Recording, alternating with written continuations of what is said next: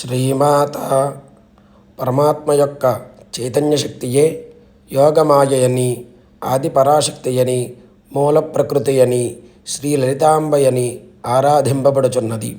వాస్తవముగా పరమాత్మకు పరాశక్తికి భేదమేమియూ లేదు. ఆమె నుండియే సకల సృష్టియను ఉద్భవించును. ఆ మాత బ్రహ్మరూపమును సృష్టించింది. విష్ణు రూపమును ఆ సృష్టిని పాలించే పోషించి శివుని రూపమని, దానిని తనలోకి ఉపసంహరించుకుందని శాస్త్రవచనము.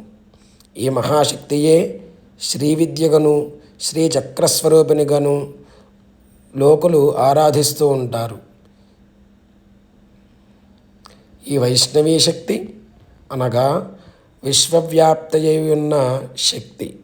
సర్వజగత్తులకు, సకల జీవరాశులకు తల్లి కావున శ్రీమాత అని అందరూ కూడా అనుదురు.